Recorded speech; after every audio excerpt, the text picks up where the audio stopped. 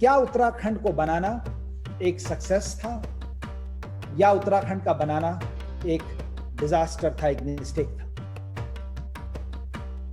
उत्तराखंड का निर्माण से उत्तराखंडियों का तो बहुत फायदा हुआ, कुछ उत्तराखंडियों का। Where Uttarakhand should look to head in the next 20 years। अगले 20 साल भूल जाएं कि हम पास्ट में कितने अच्छे थे और हमारे उत्तराखंडियों ने कितना अच्छा किया, यो इररिलेवेंट है। ये बताओ कि उत्तराखंड ने क्या किया। उत्तराखंड के बनने से पहले भी उनका कई ऐसे उत्तराखंडी थे जिन लोगों का नेशनल लेवल पे बहुत बड़ा योगदान था।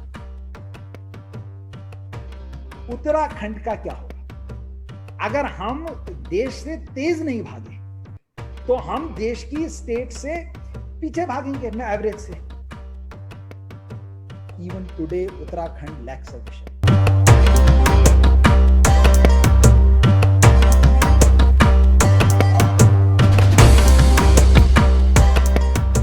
देश की राष्ट्रीय सुरक्षा सलाहकार और देश की एक कद्दावर हस्ती अजीत डोभाल के बेटे शौर्य डोभाल आजकल उत्तराखंड में बहुत सक्रिय दिख रहे हैं।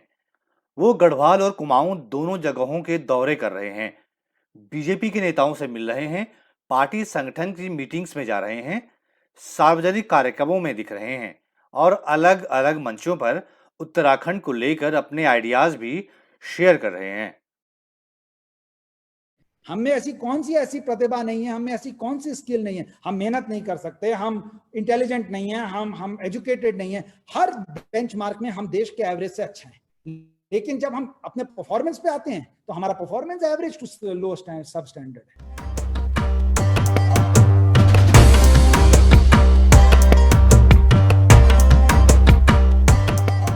हालांकि शौर्य डोभाल अब घोषित तौर पर भारतीय जनता पार्टी के नेता हैं।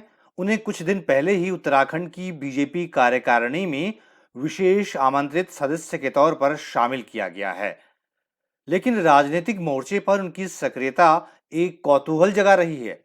अटकलों का बाजार गर्म है कि राजनीति में आखिर शौर्य डोभाल की नजर किधर है।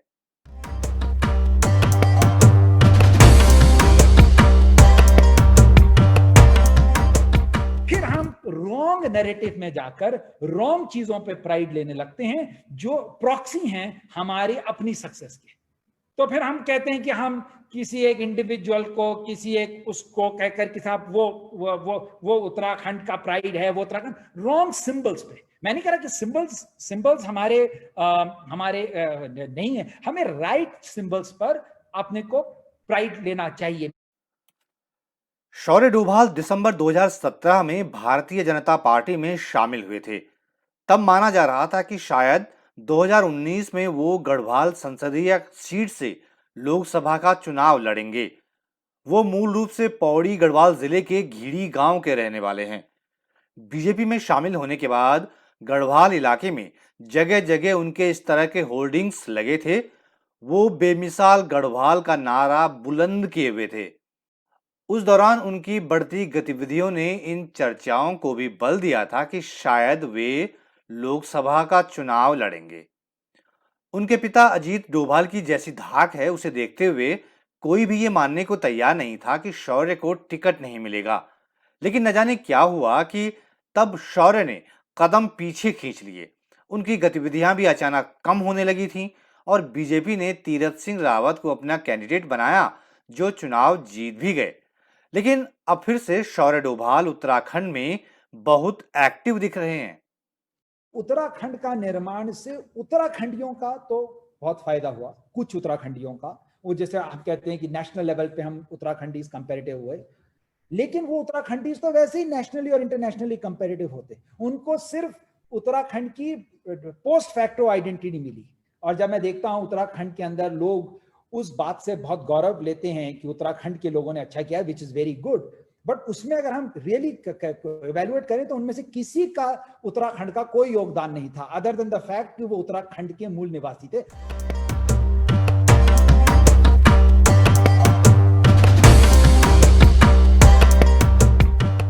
बहरहाल शौर्य डोभाल के बारे में अगर आप सिर्फ यही जानते हैं कि वो राष्ट्रीय सुरक्षा सलाहकार अजीत डोभाल के बेटे हैं, तो जरा ठहरिए। 46 साल के शौर्य डोभाल ने बैंकिंग इन्वेस्टमेंट फील्ड में काम किया है। उन्होंने लंदन बिजनेस स्कूल और शिकागो दोनों जगह से एमबीए किया है। The institute of chartered accountants of India से उन्होंने सीए किया है। शौर्य सिंगापुर की asset management company torch investment management के मैनेजिंग डायरेक्टर रहे हैं। दुनिया की बड़ी कंपनियों मॉर्गन स्टैनली और जीई कैपिटल में वो काम कर चुके हैं। 2009 में उन्होंने बीजेपी महासचिव राम माधव के साथ मिलकर राइट विंग के जो थिंक टैंक माना जाता है, इंडिया फाउंडेशन, उसकी स्थापना की थी। शौर्य डोभाल के इंडिया फाउंडेशन में आरएसएस और बीजेपी के कई नामी चेहरे शामिल हैं और मोदी सरकार के मंत्री भी शामिल हैं। शौर्य डोभाल प्रधानमंत्री नरेंद्र मोदी के विदेश दौरों पर प्रवासी भारतीयों के सम्मेलनों के आयोजनों का भी हिस्सा रहे हैं।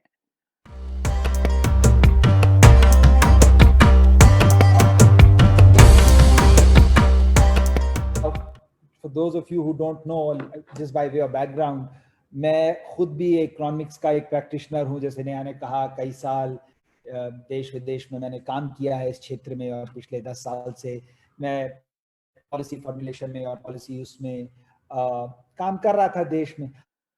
तो इसमें कोई दो राय नहीं कि शौर्य डोभाल का अपना प्रोफाइल बहुत चमकदार है। इतने भारी भरकम प्रोफाइल वाले लोग इन दिनों राजनीति में गिने चुने ही होंगे। इस लिहाज से उनकी अपनी हस्ती भी बहुत बड़ी है। लेकिन राजनीति में उनकी पहचान सिर्फ अपने पिता और देश के एनएसए अजीत डोभाल की ही बदौलत है। उन्हीं की बदौलत राजनीति में उनकी राहें खुली हैं। सरकार से लेकर पार्टी तक के पावर सेंटर में उनकी जो पहुंच और उनकी जो पकड़ है, उसमें भी कहीं ना कहीं उनके पिता अजीत डोभाल के आभा मंडल का प्रभाव रहा होगा। वरना हर किसी को ऐसी एक्सेस नसीब नहीं होती। वो 2017 में बीजेपी में शामिल हुए तो अजीत डोभाल का बेटा होने में उसमें एक बड़ा फैक्टर जरूर रहा होगा। इस तरह से देखें तो शौर्य डोभाल के लिए उनके पिता अजीत डोभाल एक विराट वृक्ष की तरह हैं, जिनकी वजह से शौर्य को राजनीतिक और सामाजिक क्षेत्र में छाया भी मिली।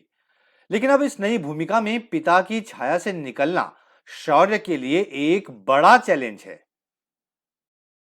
Uttarakhand won an identity battle in 2000 when it was formed, but Uttarakhand didn't evolve from there to decide where it did want to go 20 years from now. What was its vision? And part of the problems that we talk about today are because even today Uttarakhand lacks a vision. And one of the, in other areas I cannot comment, but in one area where it actually lacks a vision is its economic vision.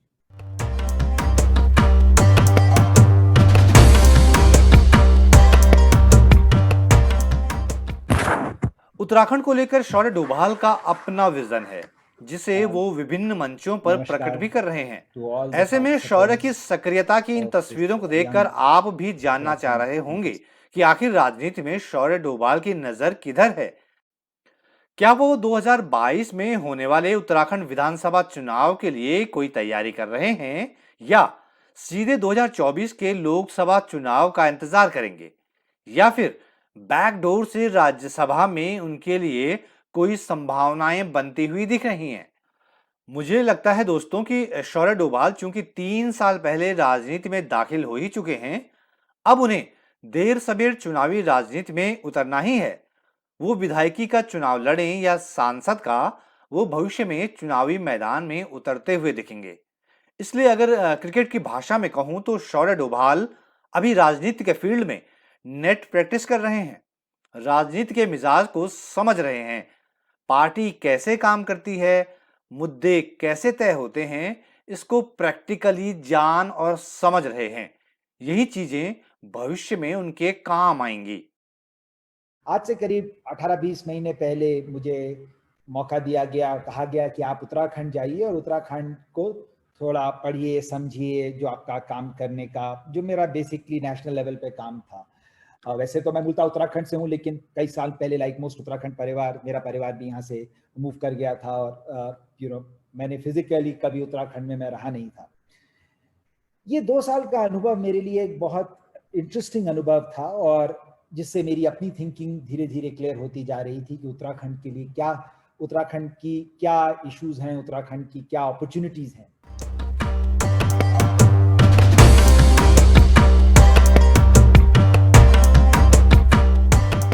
वो उत्तराखंड के लिए एक नया सपना लेकर आए हैं।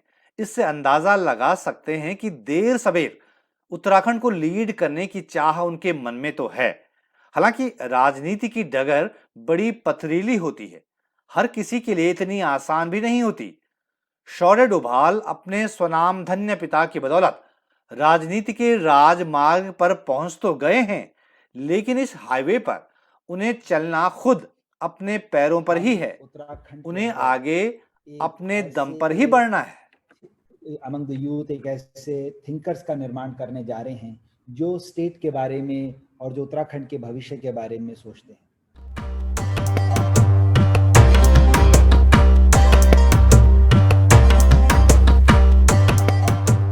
तो ये वीडियो आपको कैसा लगा मुझे जरूर बताइएगा दोस्तों।